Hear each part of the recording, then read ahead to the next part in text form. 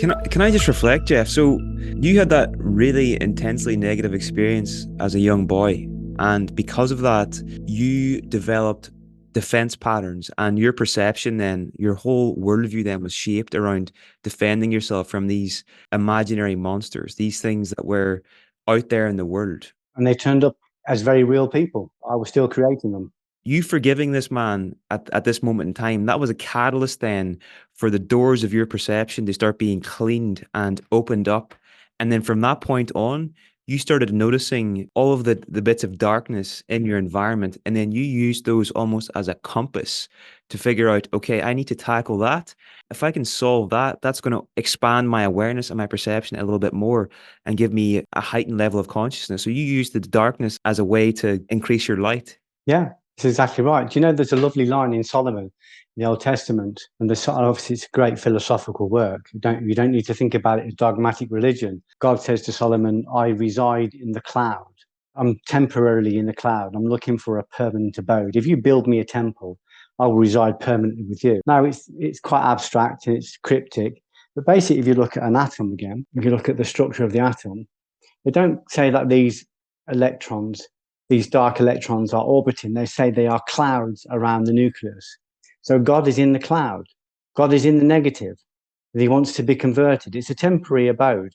If you create a nucleus, if you create a solid center, what Jean-Emile Charron would call a distinguished aeon, one general within you, one person that takes over your body and wins back all your territories, those negatives will be attracted towards that solid nucleus, and they will be converted by that nucleus. And all of these billions of aeons, once they see that you're taking charge of your life, that you are captaining your own ship, they will bring you all of the aspects. They'll rise up in you. Carl Jung would call it individuation.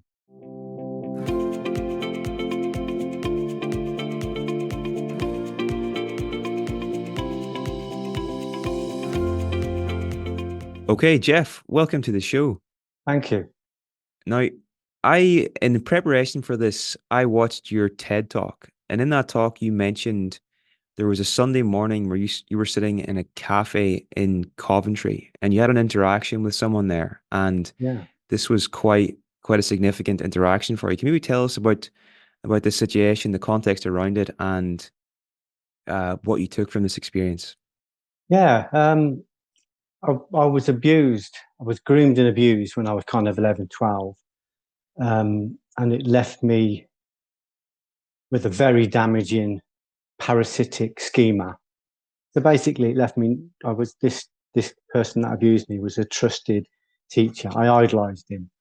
So it was more the shock of what happened and the betrayal that left me with this schema. It left me not able to trust people. I didn't feel I could talk to my family about it afterwards because there was so much shame around it. Many years later, I spoke to the police who were quite dismissive of it, kind of said, unless you catch these people in the act, you can't do much about it. He was more interested in whether I was sexually aroused by it.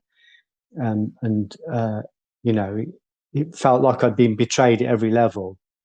I wrote about it many years later in a stage play called Fragile, and I was able to trace it back to the fact that I felt betrayed by this teacher. I felt betrayed by my family who didn't understand what happened. I didn't tell them till a long time later, and they didn't know how to deal with it. And I felt betrayed by the police when I went to them many years later. But when I did a play and I did a deep dive into it, and I went through all the layers, I realized I felt as though I'd been betrayed by God. I'd been abandoned by God, which is this is why it left me in such a damaged situation, in a place where I had nowhere to go. Where can you go if you've been abandoned by your very source, which is not possible, of course, but for a juvenile mind, that's how it feels. And I wasn't able to see that consciously. This had been deferred or referred many times over. So it was like a telephone call that had been referred lots of times to hide itself.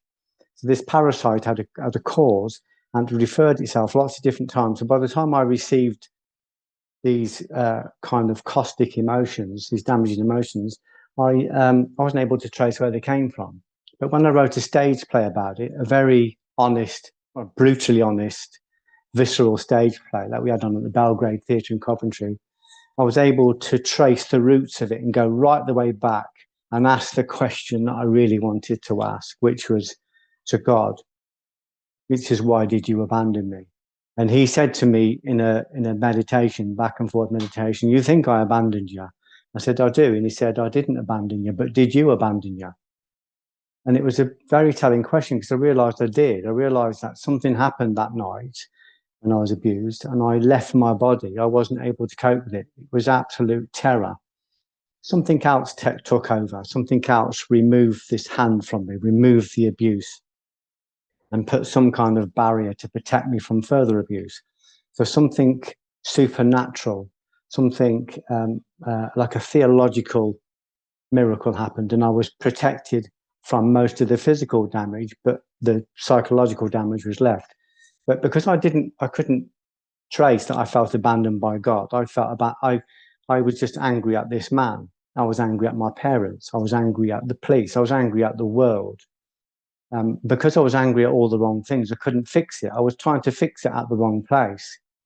I think it was Lao Tzu said, locate the children, trace the children back to their parent. When you find the parent, you found the cure. And he's basically saying you've got to find the root cause of this. And the root cause was that my juvenile belief was that I'd been abandoned by God.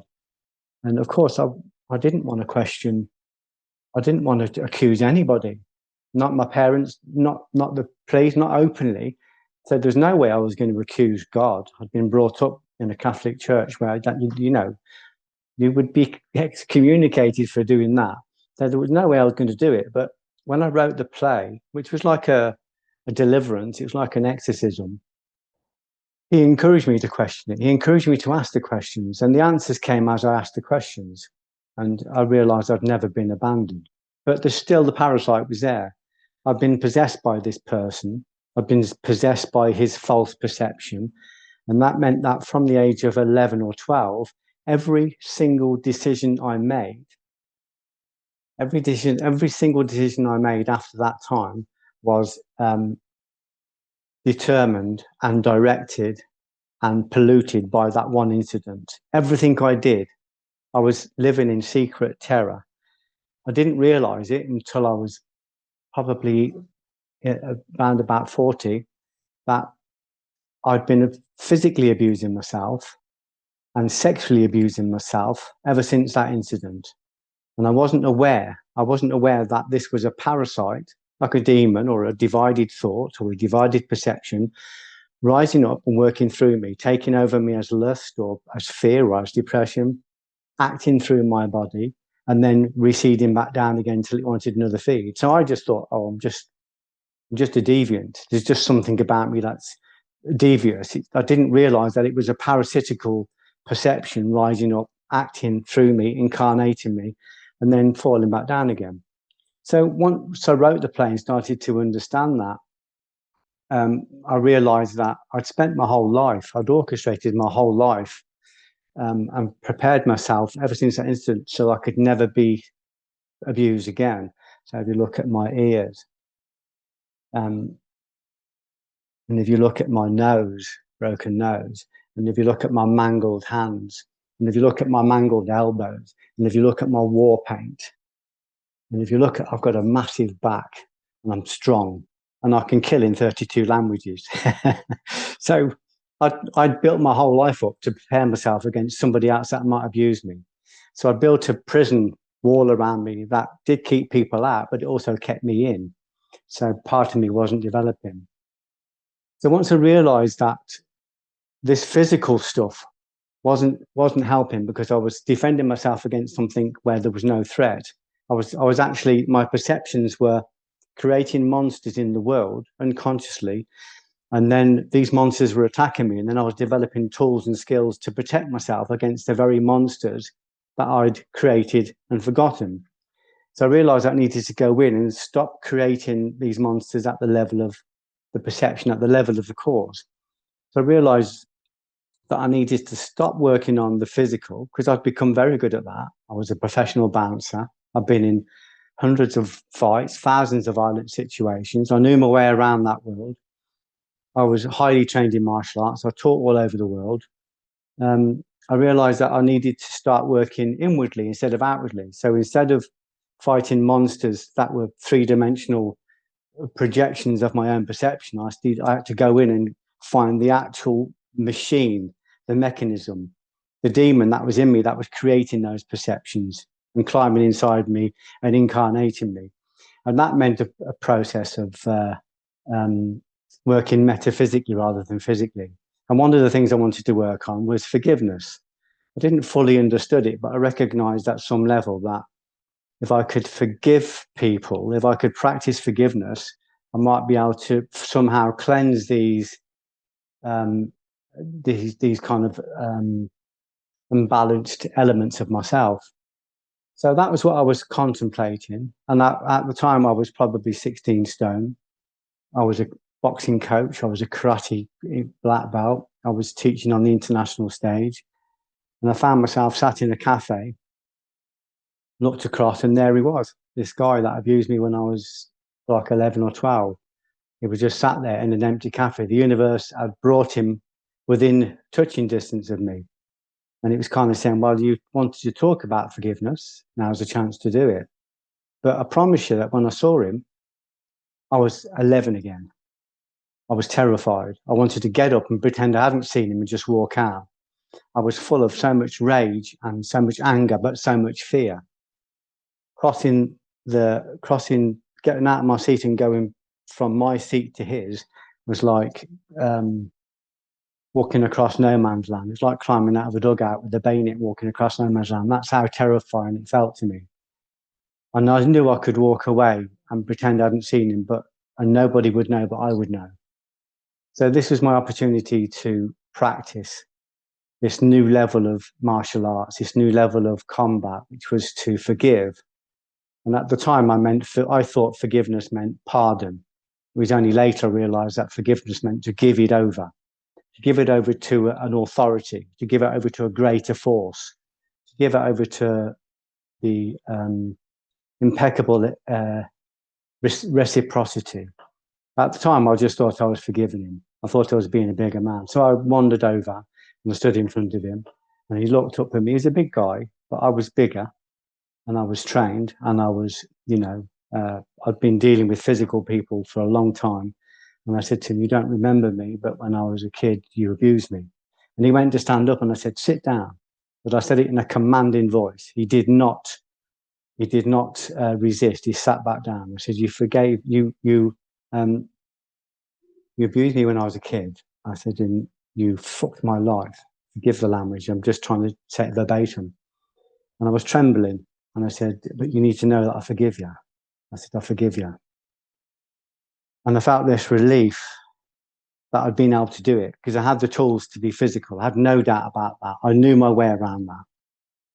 And I was so full of anger. I would have really done some damage. But I knew at some level, I knew that if I had have attacked him physically, it would have only fed the parasite in me, because the parasite feeds, it's like a pain body, it feeds off pain. It exchanges pain. It goes into drama and it feeds off drama. It just creates more monsters. And I knew that at some level, even if I couldn't articulate it. As I went to walk away, he stood up and he put his hand out, and his hand was trembling like that. And he wanted to shake my hand. And I knew what he was saying. He was saying, underline it, give me over, let me go. He was giving me the chance to properly, mean it. So I shook his hand and I left. And that was the beginning of my exponential growth from a physical, corporeal being to a much more spiritual being. Now, I thought that I was forgiving him, and it was a quiet conceit, really, because what I believed was that I'd got the power to pardon this guy. I haven't got the power to do that. It's not a human attribute. That's a divine attribute. I got the power to give him over to an authority that could forgive him. But what I was doing was I wasn't pardoning him. I hadn't got that power. And the reasons we sometimes hold on to grudges is because that part of us thinks, oh yeah, well, I've got the power here. I'm never going to forget. I'm never going to forgive. I'm going to hold on to this. But of course, what we hold on to, what we cling to, what we bind to, feeds from us. We feed from it. It feeds from us. It's like an umbilical cord between the two. So it's like a pseudo power. I'm holding on to this. Well, you're holding on to it, but it's just bleeding you. It's a parasite. So I was giving it over to reciprocity. But as I walked away, and over the following months and years, when I wrote about this, I realized that I didn't need to concern myself with retribution for this guy. The universe was already looking after that. That's a given. It's impeccable. It balances its own books. What I needed to do, and I realized that this guy, he couldn't be forgiven unless he found contrite remorse. None of us can be forgiven for what we do unless we find contrite remorse. In other words, we're on our knees and we're weeping because we know we've done wrong. Then that can be released from us, because that's a full acknowledgement of our bad. It's a full acknowledgement of what we've done wrong. And I realized that although this guy had done this when I was younger, I'd done loads of things since. I've been physically violent. I've had affairs. If I'd have been around at the time of Moses, there'd have been a 13th commandment with my name on it. I'd done pretty much everything wrong.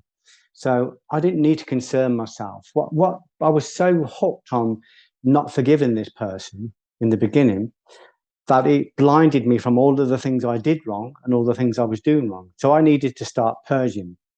I needed to not to forgive myself. You know, people say it's harder to forgive yourself. Well, I would say it's impossible to forgive yourself because we haven't got that power. But if we are contritely remorse, we can repent. Repent means to return to love. It means to repair. It means to find refuge in love.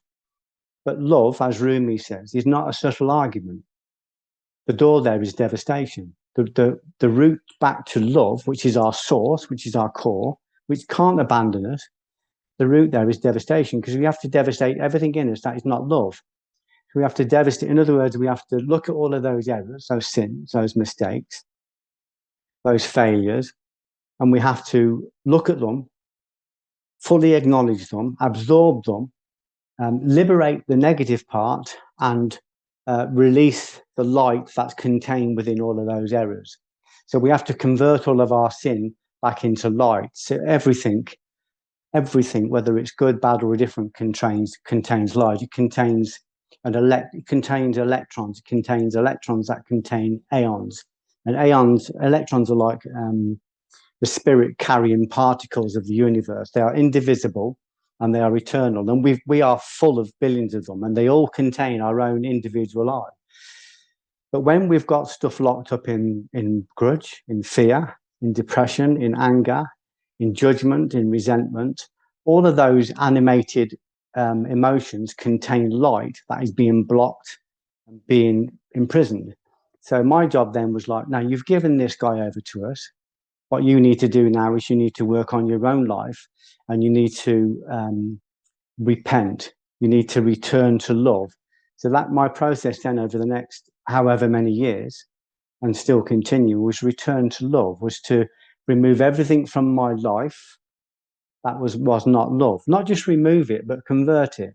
So if I've got an anger, then that anger has an ignorance there. It's like a false shell. But within that, there's an animating light. I need to get rid of the false shell, and I need to release the light. So it's in Hinduism, they call it fighting your demons, liberating the negative part of the demon and stealing the effulgence and bringing it over to yourself. So in Judaism, they would say that's the reason we're here. We're here just to convert darkness into light. And that's all around us. That's all in us. So it's kind of saying, this is your chance now to become a unified being. You've given him over to us. He was the main block. Now that you've given him over to us, you'll be able to see clearer. As the Buddha said, you'll get a clearer view. And we'll be able to show you all of the places where your treasure is hidden. And the treasure is hidden in the violence, in the anger, in the greed, in any of the vices. So as they start to rise up to engage, instead of identifying with them and engaging them and letting them incarnate through us and enacting on them, we just observe them. We sit in them. We absorb, as Yushiba would say, or Sensi would say, you absorb 99% of that fear or that anger, And that three-dimensional monster will become a two-dimensional cartoon and will dissipate. And the light that's in it, the energy, people talk about light, but I'm talking about real light, aeons. Aeons are the light that are inside negative particles. We convert them, and the effulgence expands into us, and our consciousness expands. So it said, okay, your journey now. We're all got this journey back to we're all heading to this omega point, this completion. And on our way, we need light, we need energy. And I needed to convert all of the errors I'd made, and there was many, and I needed to convert all the light that was in them. So the process then became to write books, to create, to do charities, to study, and do everything I can in order to expand love and in order to expand knowledge, and then conserve that love and knowledge, and then deliver it to people where I'm called to deliver, in a talk, in a book, in a handshake, in a pound for someone that's sitting in a shop doorway. Wherever the spirit directs me, it will direct me to the most profitable place to distribute that love and knowledge. Because love and knowledge becomes exponential when we share it.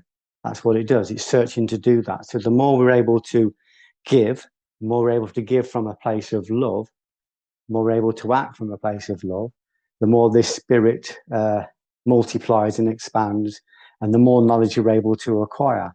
So if me and you have an exchange from a level of love, which we are now, that's what we're doing now, because it's a reciprocal thing.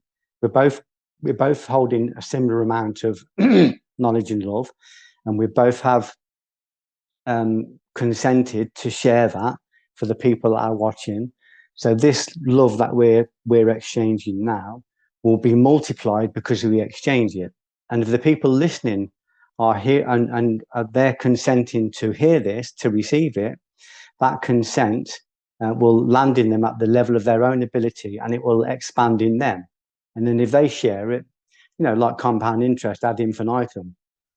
So my job then is just, after that, forgiveness became just about, okay, there's lots of treasure in me. And if you want to find treasure, look for the fear.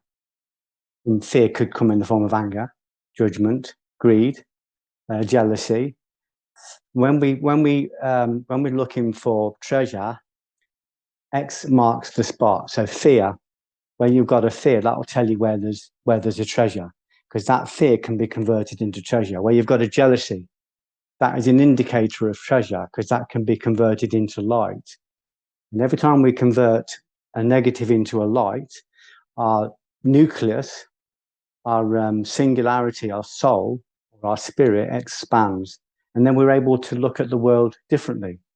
We're able to experience the world differently, because we've gone to a level of ultra thought. We're not just thinking anymore, we've gone to a level of intuitive thought, where we're not only going out into the world to increase knowledge and increase love through reflection and through creativity, but we're also going out to share it. So it keeps growing. And every time it keeps growing, our consciousness and our ability to understand the world expands with it. And when it expands, we're able to experience the reality with less rules, with more freedom, like, for example, an example of expanded consciousness. When I understood that I didn't have to go to work, that I didn't have to do a job, when I was 32, I gave up my job and started teaching, training people full time. I didn't have a job. That's an expanded consciousness.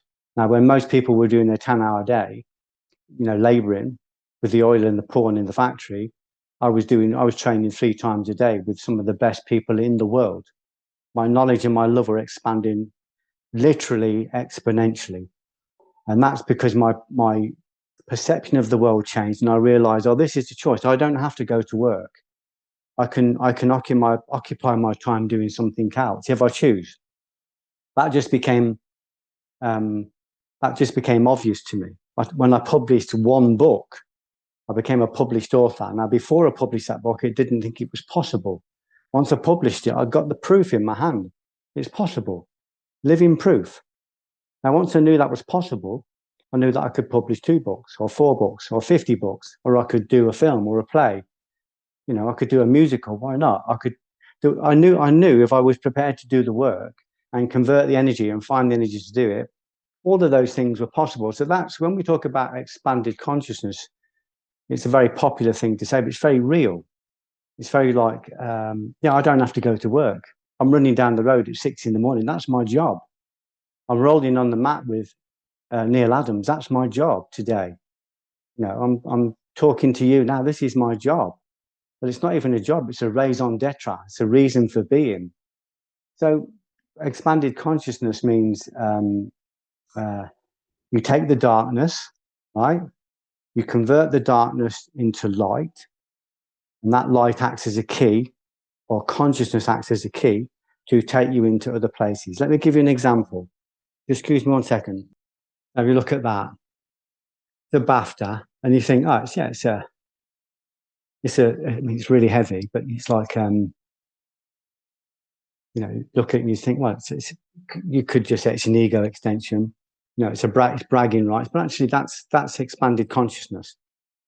To win this, I had to write a film about my brother. My brother died from alcoholism, and it was painful. And there was a lot of fear and a lot of ignorance around my brother's death. Nobody wanted me to write about it, but I wanted to write about it because I wanted to understand it, because it was in my dantian. I was carrying it in my stomach. I didn't know why my mum was so ashamed. I didn't know why my dad turned up at the hospital drunk. I didn't know why my brother could leave 4 kids and choose alcohol. And I didn't understand all those things. When I wrote a play about it, and then I wrote a film about it, using the film as a means of reflection, of communication, a creative form of communication. I spoke to my mum in the film, and I spoke to my dad, and I spoke to my brother, and I was able to understand that the way they were acting was just the way they were conditioned to act. They had no choice. They hadn't broke out of conditioning. And when I said to my mum, I'm tired of your shame. Why are you're so ashamed of my brother? My mum, who wouldn't be able to articulate this in real life, and my mum I love my mum. She's beautiful. But she said to me in the play, you're the one that's ashamed. And I said, me? What am I ashamed of? He said, you're ashamed of us. Man, I was. When my dad turned up at the hospital, my brother was dying and he was drunk. I was so ashamed. I was squirming with shame. I wanted to throw him out. And you know, when my mum said, you know, don't tell people what your brother died of, it's none of their business. It's our dirty washing. I said, it's not dirty washing. It's my brother. But I was ashamed of her fear, and I was projecting my shame onto them. When I realised it was me that was ashamed, it was me that was afraid, it was me that was ignorant, I was able to just embrace them. I looked at my mum and thought, they can only act the way they're conditioned to act. My dad had been brought up all his life to have a drink on a Friday and at the weekend. I've worked all my life for a drink. If I want a drink, I'll have a drink. Job done. Or, you know, that my dad was like, I've worked for this. You're thinking, what? You've worked for a glass of poison. You've worked for something that, you know, that adds bars and locks to your own prison. But he didn't understand that. And when I questioned him about it, I had no idea what I was talking about. It's just a pint. But actually, it's one of the things that kept them where they were. It's one of the things that killed my brother. And it's one of the things that killed my sister as well. So I wanted to understand that. When I understood that their conditioning was powerful, but they weren't even aware they were conditioned, I was able to find compassion and just completely love them as they were. No need to change them. No need to alter them. No need to question them. But I needed to have the courage to write about that. I needed to have the courage to put it into a film so I could understand it. When I put it into a film, it won a BAFTA. So basically what I was doing was I was taking the atoms. There are a finite amount of atoms in the universe, and they make up our physical reality. I was taking the atoms of my brother's story, which were polluted and angry and violent and you know, addicted, and I was converting them into light. And that's what a nucleus does. A nucleus pulls in. It's surrounded by clouds of electrons, and electrons are negative particles that contain light, ions. What it does is it frame drags them into the nucleus and it neutralizes them. It converts them into light. So that's what I was doing. I was taking my brother's story by fully absorbing, and I was getting rid of the negative and converting it into light, and it became this. And when I won this, have a look at what's on the back. The atomic structure. That's what happened. There's the nucleus. There's the electrons. I was just taking all of these negative stories, if this makes sense, bringing them into the nucleus and converting the light. The negative part was liberated and the light was freed, and it binds itself to the nucleus. And as it binds itself to the nucleus keeps growing and expanding. So the nucleus is consciousness. So then you look at that and think, well, yeah, but it's still a statue. But it's not. I used to be carrying that in my stomach. But it also became a key. So now you've got this. You've got an expanded consciousness. People don't know about this. So this became a key. This got me into prisons. This got me into hospitals. This got me into the NHS. It got me into myriad places to go and talk to people. I took this. It was a key. I went to one of the most impregnable prisons in Britain. I said, you can't get in this prison and you can't get out again. This got me in, and this got me out. And this put me in front of 50 lifers. And I was able to talk to them about the power of perception and how their perception had brought them to a place of imprisonment, but their perception could free them. And they understood it. The responsibility was to take that and say, look, I'm like you.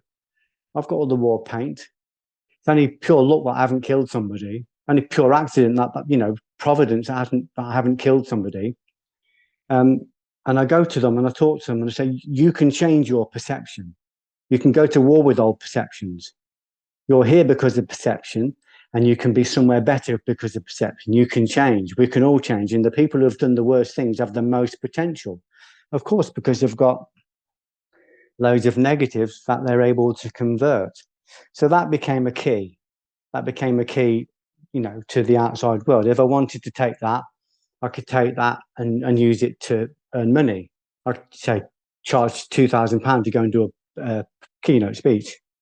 That's kind of an entry-level figure, but depending on where you are and what you want to do. But certainly people go, Geoff Thompson's going to come and speak to the prisoners, or he's going to come and speak to the worker. Well, who's Geoff Thompson? Well, he's a BAFTA winner. Oh, bring him in.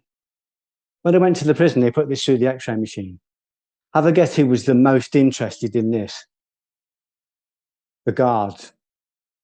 The guards were holding it up. I'd like to thank my mother. I'd like to thank So everybody needs to see it's real. Everyone needs to see it's possible to convert darkness into light, to convert negative into positive, to convert illness into wellness, to convert ignorance into knowledge, to convert a virus, by having an antibody. That's what it was. Can I just reflect, Geoff? So you had that really intensely negative experience as a young boy, and because of that, you developed defense patterns, and your perception then, your whole worldview then was shaped around defending yourself from these imaginary monsters, these things that were out there in the world. And then they turned up as very real people. Yeah. I was still creating them. You forgiving this man at this moment in time, that was a catalyst then for the doors of your perception to start being cleaned and opened up. And then from that point on, you started noticing all of the bits of darkness in your environment. And then you used those almost as a compass to figure out, okay, I need to tackle that. And then if I can solve that, that's going to expand my awareness and my perception a little bit more and give me a heightened level of consciousness. So you use the darkness as a way to increase your light. Yeah, that's exactly right. Do you know, there's a lovely line in Solomon in the Old Testament, and obviously it's a great philosophical work. You don't need to think about it as dogmatic religion. In Solomon, God says to Solomon, I reside in the cloud. I'm temporarily in the cloud. I'm looking for a permanent abode. If you build me a temple, I will reside permanently with you. Now, it's quite abstract and it's cryptic, but basically, if you look at an atom again, if you look at the structure of the atom, they don't say that these dark electrons are orbiting. They say they are clouds around the nucleus. So God is in the cloud. God is in the negative. and he wants to be converted. It's a temporary abode. If you create a nucleus, if you create a solid center, what Jean-Emile Charon would call a distinguished aeon, one general within you, one person that takes over your body and wins back all your territories, those negatives will be attracted towards that solid nucleus, and they will be converted by that nucleus. And all of these billions of aeons, once they see that you're taking charge of your life, that you are captaining your own ship, they will bring you all of the aspects. They'll rise up in you. Carl Jung would call it individuation. It's all of these things will rise up to be converted. Oh, Geoff's in the business of converting light, so let's bring him this. He needs to look at that. He's forgot that he did that when he was younger. And it's not like, here's a punishment. It's going, here's an opportunity to convert. You're suffering with depression. Well, that's a massive amount of light hidden within that. It's animated to the point where it's dominating your life, to the point where you're on medicine. But that depression contains light. A thought, a negative thought, is made up of atoms. If we are able to look at the negative thought and disqualify it with new information, the light that's in that ignorance will come over to us and will expand. So that's exciting. But these billions of aeons in you that all contain your own personal I will start to bring you things to convert. Depending on how courageous you are, depending on how up for it you are, how much you want to do the work. And once you say, yeah, I want to work, I want to do this, it will start to bring things to you at your own pace. It's quite quantum. It will bring you books from out of the ether. It will bring you teachers. It will bring you lessons. You know, Al-Qadir, you know, this hidden mystic or this hidden sage will turn up when you're having coffee somewhere, and it will trigger something and bring out something that you're not looking at. And you'll go, how didn't I see that? Why didn't I know that about myself? And you go, well, of course I knew that, but it was just on the edge of my consciousness. Now it's there in full force, and now I've got to convert it. But it might present itself as a massive anxiety, as a massive fear, and I might want to run away from it. But as the Buddhists say, you need to lean into the sharp edges. You need to turn into the swerve. You need to drink the poison. When you get the message, put the receiver down. That's all of the work. And if you're up for it, these aeons, these little apostles of light, these carriers of light, these extraterrestrial beings of light, because they're coming into our atmosphere all the time, they're looking for their omega point. They don't necessarily know where it is, but they know that as they expand their knowledge and their consciousness, they'll get closer to it. So if you're up for that, they'll help you to do it. They'll go, oh, we can help you expand your consciousness. You're wasting like, I don't know, you're wasting a third of your time. You're wasting a third of your energy just on watching rubbish on telly. You're wasting loads of your energy on gossip. You're wasting loads of energy, literally wasting loads of energy on watching porn and masturbating. You know, it'll pull out all of these things. You're fantasizing about this, or you're throwing your slipper at the telly because of that. All we have to do is put a cartoon politician on the television. You're throwing slippers at the telly. We've stolen your autonomy. These are all places that we can convert. These are all ignorances within us that contain light. So it says, make that qualify itself. This comes from Milarepa, it comes from St. Paul, it comes from Angulimala, all of the people that lived very violent lives, who later converted to love. You know, they're all confronted with demons. St. Francis, and they had to say to the demons, qualify it. You're threatening me. Like Francis said, was assailed by 5 demons in a cellar. And he said, if you're here because you got permission for God. So fill your boots. He said, if not, scoot. And he turned to God and he said, thank you for this opportunity to convert darkness to light. He just disappeared, gone. Milarepa is living in a cave on a mountain. He's a Buddhist saint, Buddhist murderer turned saint, became saint. He murdered 35 people in an incident, and was so distraught by it that he wanted to find enlightenment in one lifetime. He's living in a cave. He comes back, and there's 5 demons there waiting for him, and they're threatening to stay forever. And he's trying to find tricks to get rid of them, and he's trying to find ways of getting them out. You could say the demon is depression, or fear or anxiety, whatever it is that turns up. And in the end, he realizes that he doesn't need any of those tricks because he has an authority. The authority is the big nucleus. The authority is God, or this omega point, this consciousness. So he said, "Oh, you don't realize, that I have an authority around me. You can't touch me. I'm unassailable. So stay as long as you want. Stay as long." This is what he said: "Stay as long as you want." And he said the moment he said that, boom, it just disappeared again. Now this happened to me when I was in my early 20s and blighted by depression. And I just had this turning point where I just said, "I'm fed up of you bullying me. I'm fed up of you pushing me. I'm fed up of you threatening me." Instead of running away from it, instead of turning away from it, instead of being terrified, I just said, "Come in, have a sit down, have a cup of tea, meet my wife, stay as long as you want. Stay as long as you want." But to do that, I had to absorb 99% of that fear. This is what Osensi said, Ushaba. And he had to prove this in front of a firing squad. He was in front of us when he was training with Anusibura Debuchy, who was a great mystic, Japanese mystic. They got into some trouble and they were in front of a firing squad. And he had to absorb 99% of the fear before it dissipated and the monster disappeared. They were just at the point of shooting when someone came in and there was a reprieve. But he sat in the middle of the fear. He absorbed 99% of it. When he absorbed 99% of it, the fear dissipated and the threat went away. Listen to this. When I forgave that guy, I've told this story once or twice, and I apologize about that because I know I should have told it a lot more times. I need to tell this story a lot more. After I forgave this guy, you think, "Oh, you're forgiving him, you're giving him over." But what I'm saying is that our perceptions create our reality, literally. I created nightclubs, pubs, bars, fights with my perception. And when I changed that perception, all of those things disappeared. The infrastructure went, the fights went, the monsters went. When I forgave this guy, I wrote a film about it called Romans 12:20. And it's about the metaphysical power of forgiveness. Now, the day I finished writing that script, I had a phone call from a friend and he said, "Did you hear so-and-so?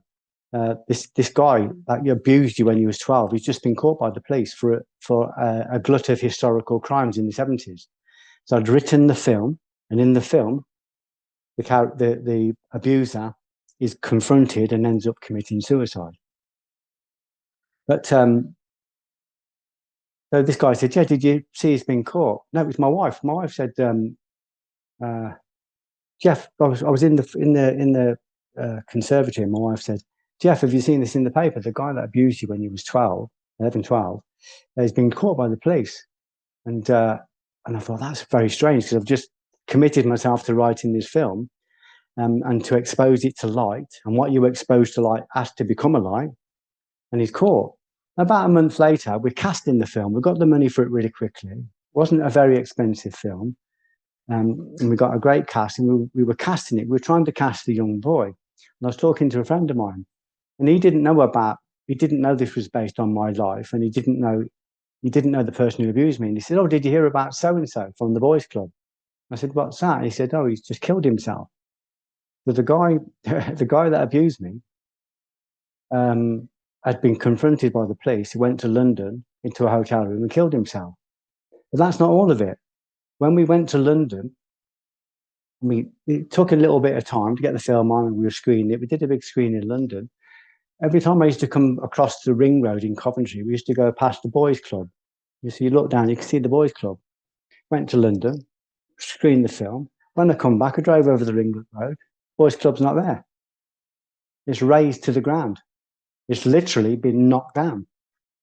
And I said, that's the power of perception. It's not just like I don't feel it anymore. It's like the actual infrastructure in the physical world fell away because I'd given it over to a higher power. That's how powerful it is. That's literal. And a lot of this is just me telling the same stories again and again and again. And each time I tell them, a little bit more knowledge comes out. Each time I share them, my consciousness expands, and I'm able to see a little bit more and understand a little bit more.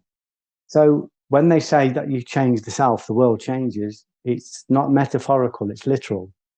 You know, we literally change the world around us, we change it, but we have to have the courage to go face to face with our fears. And often our fears are of things we've done ourselves, things we're afraid to admit.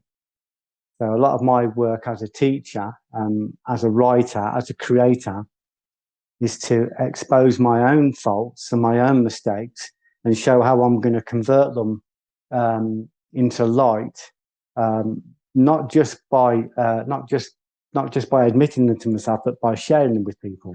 Because as a teacher, that's what I'm called to do. So if you read something like Fragile, which is a stage play, you'll read that and think, God, if he could admit that, the stuff in there, I can admit anything. It gives people permission. But you're saying to them, I'm not being a goody-goody. I'm just trying to find out where the treasure is, and I'm trying to convert it. It's locked in a little chest called fear or depression or resentment, and I'm going to open that chest, and I'm going to release that light, and it's going to bind to me because I have a nucleus. And that nucleus, what the Hindus would call the Atman, the soul, is connected to the Brahman, which is God. So when we find the self, we find the super self. When we find the soul, we find the super soul. So it's all about finding the center. It's about locating the center. The center is love. Love is not a subtle argument. The door there is devastation. You have to devastate everything that's not love. But it's not a violent act. It's just about standing in front of the things that we're most afraid of, absorbing 99% of them until the three-dimensional monster becomes a two-dimensional cartoon and dissipates. And the examples of this are with all of our prophets and with all of our legends. They're all there. They can't exist without your engagement. Did you know that when Nelson Mandela was in prison, and I was told this by one of his close friends who was in prison with him. I had a chance to meet him, and he said he was being tortured by the South African guards, and he hated them and they hated him, and there was this drama fest going on between them.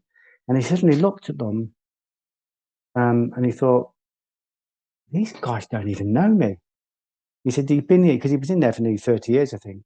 And he said he'd been in there about 20 years and they were torturing him. And he said, they don't even know me. All they know of me is what they've read, from his time as a rebel. All they know of me is what they've read or what their parents told. So they're very, very powerfully conditioned. He said they're just doing what they're conditioned to do. It's not their fault. And he just said he was overcome with a sudden compassion because he thought they're in prison as well, not just me. And the moment he felt compassion for them, they couldn't torture him anymore. He didn't receive the torture and they couldn't torture him because they had nothing to feed on. They were instantly dissolved by his compassion. Compassion is one of the attributes of God.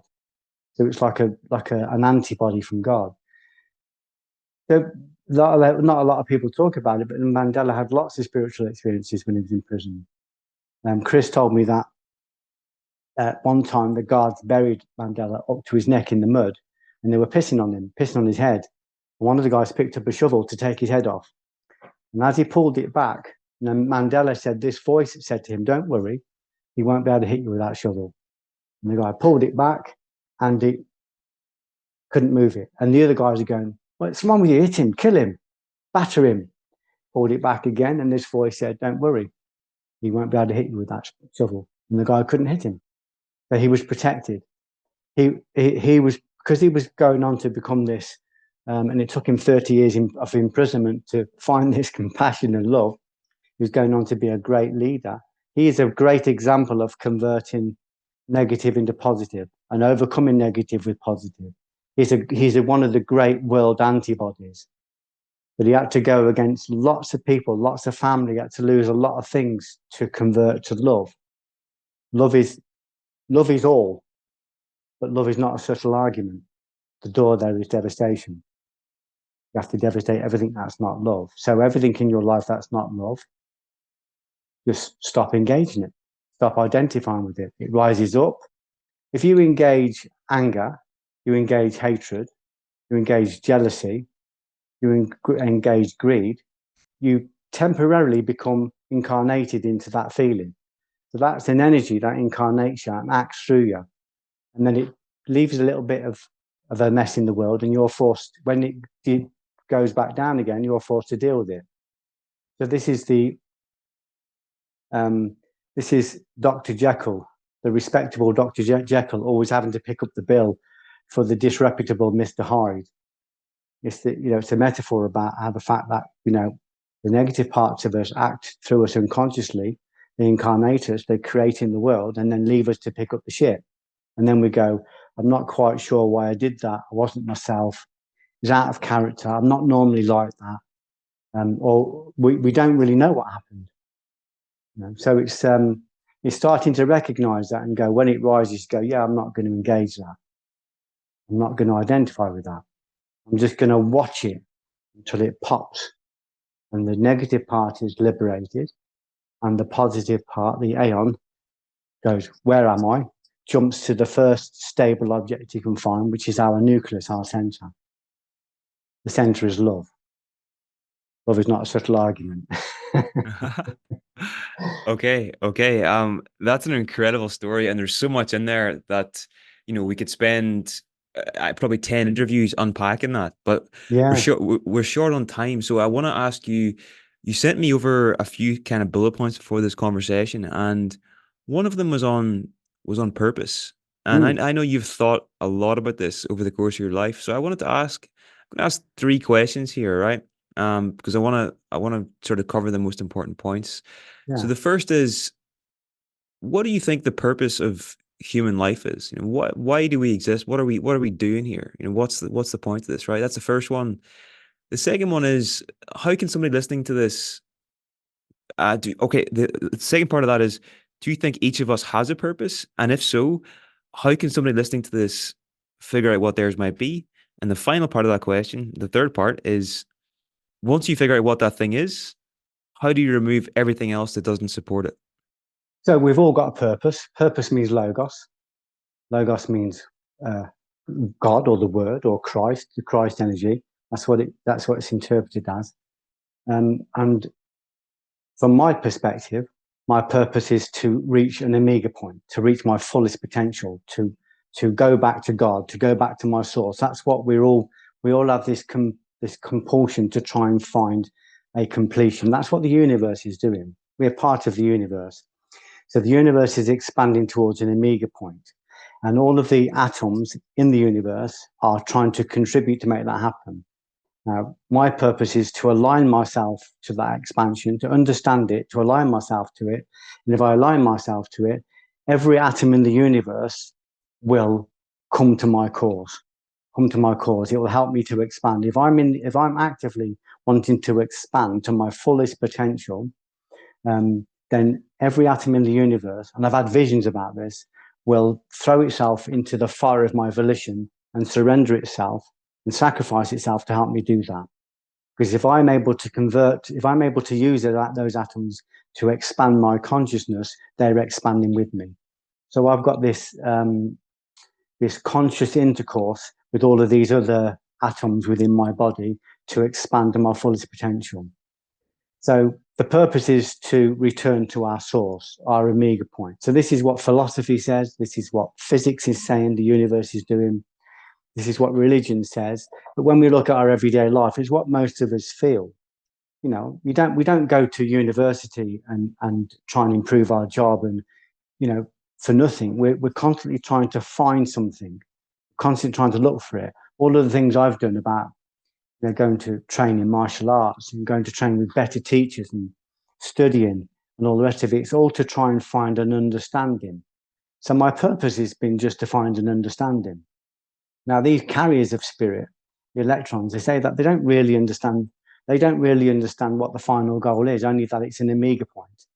But what they recognize is that as they expand in consciousness, in other words, as they duplicate, as they share love and knowledge with other beings from a place of consent, it has to be consent. When they exchange knowledge and love with other beings or with other electrons, that light and that consciousness expands exponentially, and they get closer and closer to seeing what it is. Certainly, they get closer to seeing what they need to convert. And they're constantly trying to find, as I am, constantly trying to find a better machine to do that. So we're in the process of converting into, a different kind of being. So we're not trying to store up treasures on earth, which is what the parable means. No point trying to store up treasures on earth. I'm trying to store up light. I'm trying to store up stuff for eternity. And that is this expansion of love and knowledge. So when people come away from this interview, if they feel inspired, if they feel like hope, and they feel like, I want to study, then that spirit has jumped from us to them. And if they're willing, that spirit will expand in them, and it will show them where they can convert any negativity in them. It's not there to punish them. It's not there to possess them or take over them. It's there to help them to expand. Anybody that wants to expand from a place of knowledge and love will be assisted. And everything you need, every means you need to do that will come to you, and miracles will happen. Because although these atoms are still working within kind of universal laws, they'll break all the laws that we think are there. Like, for instance, when I forgave that guy, all the buildings fell down. When I stopped advocating violence, all of the nightclubs disappeared. They were knocked down. They were turned into houses. They were turned into, one was turned into a hairdresser's. They were converted to something else. So in other words, the atoms from the infrastructure that I built to house my violence has been broken down, and the bricks reused to build something else. That's physics. And we're at the very center of physics. So the purpose, if you haven't got a purpose at the moment, I was with a friend of mine the other day called Ryan, and his girlfriend, Tani. And she asked me this question. She said, what do you do if you don't know what your purpose is? I said, then your purpose becomes defined purpose. And then in answering her own question, she said brilliantly, she said, what I love about Ryan, who's a boyfriend, he's an artist and he's a singer. And she said, he's found his purpose, and anything in his life that doesn't serve his purpose, he dismisses. That's it. That's all of the work. So you look at this stuff and go, does this serve my purpose? If it doesn't, then get rid of it. It's just like becoming hench, becoming ripped, like a bodybuilder. Is this going to assist me? Is this going to help me? Is this going to help me move forward? Like an elite soldier. I had an elite soldier around me once. It was a really nice guy, but one of my friends said, will you speak to this guy? He's a special forces guy. He said, I've put him in front of a few people, but they're so intimidated by him because of his history. They don't really know how to advise him. I said, yeah, but I said, I'll have a chat with him if I see if I can help. And he said, what I'm doing, Geoff, he said, I'm going into this new business. He said, I'm in this business now. He said, I make a lot of money, but I've got a big car, got a big house, got a beautiful wife. He said, but he said, my heart's not there. My purpose isn't there. He said, I've been offered a chance to go into this new business where there's not very much money yet. That might come. And he said, and we're on all those extras. He said, but I'm not quite sure what to do. And I said to him, you're an elite soldier. And he said, yeah. I said, if you go into battle, I said, do you take anything into battle? That is extraneous. That's not needed. And he just went very quiet. And he goes, I get it. He's going into war. He's going to go in, he wants to expand consciousness. He wants to go into something with a purpose. So that means getting rid of all of those unnecessary things. I don't need a big car. Maybe it's going to upset my wife, but I can reduce my footprint. Better to reduce my footprint and make it very small and serve from purpose, because when we contract those things, we expand in consciousness. So the answer was he just needed to remove the things that were going to hinder him in this next phase of his life, and he got it immediately. So if we don't know what our purpose is, then our daily search is to ask for purpose. And the best place to ask is in ourselves. We go in, we speak to God, or we speak to our own soul, or we speak to our highest function. It doesn't really matter what you call it. We go in and go, my question is always, how may I serve you? How may I please you? How can I get into the rhythm of the universe so that what I'm doing is pleasing to the universe? And then the answers will come, and it will lead you to a book or a talk. Some people will have been led to this talk today because they asked, because they're curious. And then it's up to them whether they do something with this. Because it won't ask a lot of you. It'll ask everything of you. But it'll ask it because it's going to expand you, which will expand the universe. But all of these elements that I'm talking about are you. If there are billions of electrons in us, atoms in us, they are all us. They all contain our own individual I. So if we can align them, if we can unify them by going, oh, well, I'm in charge of this machine, and I'm going to start winning back all the territories, and I'm going to clean it up so it's a unified being. I'm going to take the positive, and I'm going to take the negative, and I'm going to bring them together like the elements of a light bulb, and I'm going to create light. When I create light, that light's going to help me to keep expanding. So we have the opportunity to, if we don't know what our purpose is, search for purpose. That's a purpose. What was the third part of the question? Just whenever you do figure out what that thing is, how do you subtract everything else from your life that doesn't support it? And you've addressed that Yeah, with I your examples. identify it. Yeah, first if you're asking, I go in because every book I've ever gone to, and I've read a lot, I've studied widely. If I go into the Bible or the Zohar or the Quran or the Gita or the Bhagavatam, I go in to read these books. They go, "What are you doing here? It's in you. Go into you." And then, of course, I also realize that all of those books are in me as well. Those books are part of me. Even if I look out now at the sun is just a part of me. It's actually something that's inside my consciousness. It's at the very edges of my consciousness. All of it's in us. So once I start to search, the books that we find that we think are in the world are actually just stuff that are in us. We're not learning, we're remembering. It's all there. So these books always go back into yourself, get a relationship with yourself. So you meditate, you reflect, you do creative things, and a lot of my learning comes from writing. And I ask a question, and the answer will come. I can do that. I can ask, especially if I want to share the answers. The only way the love and knowledge is going to grow is if it's shared. So it's saying, we'll give you these answers. We'll give you them. We'll tell you what they are to the level you can receive them, but you must keep your covenant and share them because it's an energy. It's living. And if you don't share it, if you receive it and preserve it and train it, but you don't deliver it, it'll become pestilent. And pestilence attracts beast and foul. And otherwise, you fall out of alignment and you break your covenant and you stop receiving. So an example of that would be, I knew the power of forgiveness because I'd forgiven, but I couldn't articulate it. I couldn't convince people, and I wanted to share it. So I went in and I said, "Can you guide me? I want to understand forgiveness more so that I can share it with people, so that I can pass it on in a way they understand." And the next day, this book came into my mind, 99 Reasons to Forgive. But it didn't just come into my mind. I mean, it just downloaded into my mind and I wrote it, but it also came with study. I watched 110 hours of lecture from a Jewish rabbi about repentance. I read the Zohar. I read, the Old Testament several times. All of the books it led me to. I read about Kabbalah.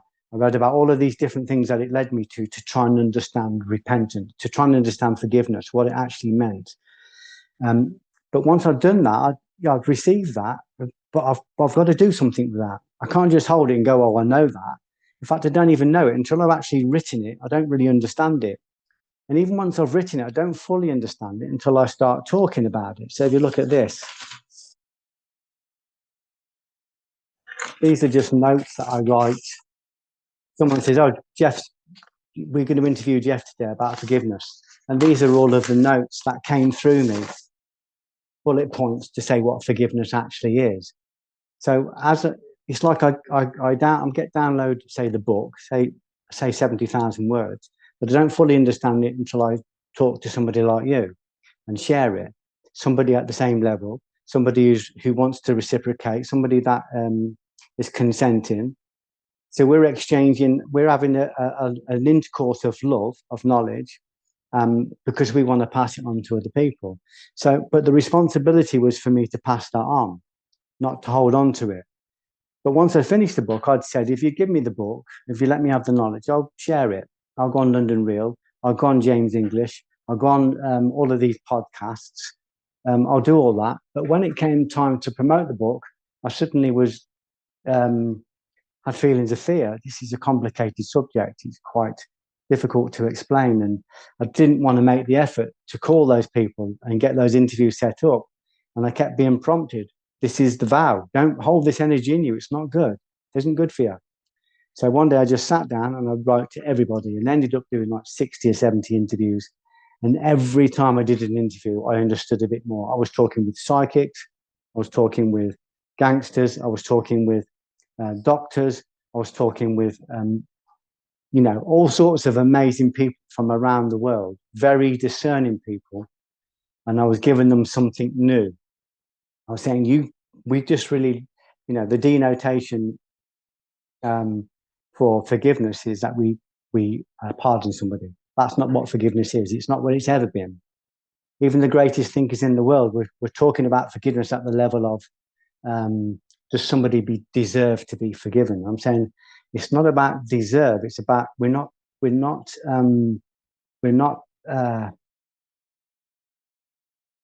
was the word I used? We're not acquitting them, just giving them over to an authority that can acquit them if they are contritely remorse. It's not about letting them off. We don't need to concern ourselves with what other people are doing wrong. We need to concern ourselves with what we're doing wrong. When we start to convert our own sin, our own negativity, our own ignorance, when we start to convert our own judgment, our own greed, when we start to convert that and expand, we realize my job isn't to try and fix the world out there. My job is just to expand and share that expansion with consenting others. Consent is the most important thing. It's the highest level of intercourse, and it's got to be consenting, and it's got to be at a level where the exchange is reciprocal, and then the love expands. And we don't need to try and figure that out now. The spirit itself comes with those instructions. It comes with its own guard. It comes with its own advocate. It comes with its own, it'll talk through us, but it's all us. I'm talking like it's other, but of course it is, but it's us. All of it's us. So when I'm talking to you now, this is an exercise in me talking to you in order for both of us to expand consciousness. And because we're sharing it with other people, it will expand exponentially.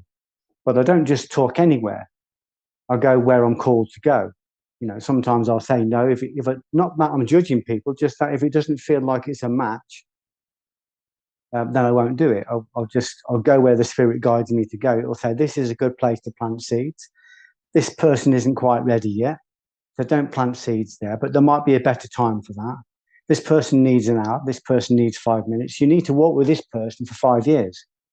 This person, you need to boot him away because he is not ready. He wants to vampire. But it tells you all that. You just have to have an intuition and listen to it and be courageous enough to tell the truth. And my truth is that, people say, are you humble? I say, yeah, I'm humble. How do you know you're humble? Because I'm weak. I know how weak I am. I know I can't do any of this. I know that I have to give it over to this higher authority, to this collection of spirit that will come into me and not let my ego think it's in charge, but work through me. So it's just constantly about expanding knowledge and love. So if you haven't got your purpose is to find your purpose and go inside, ask, and you'll be guided to the right places. And then anything that rises up, reality exists at the level of engagement. If I engage a negative, then I make a negative real. If I don't engage it, it will fall back into the ether. The light it contains will come over to me and I'll expand. Beautiful. Beautiful. Okay. Right. Well, Geoff, it's been an absolute pleasure. My mind is going to take probably about a month to digest everything we've spoken about today. So thank you very much. For anybody after this conversation, maybe they are inspired. Where would you send them? Like, where would be the best point of access to your work? Where would you recommend they get started? I've only got one presence on the internet, just one portal, and that's Instagram. And it's run by a friend of mine called Gabriella. And anything I'm doing is on there. Any films I'm doing, any books I'm doing, I'm writing a book at the moment, and quite a lot of it I'm quoting on Instagram. So they can get me at Geoff_Thompson_official. And then other than that, there's the TED talk I did about fear.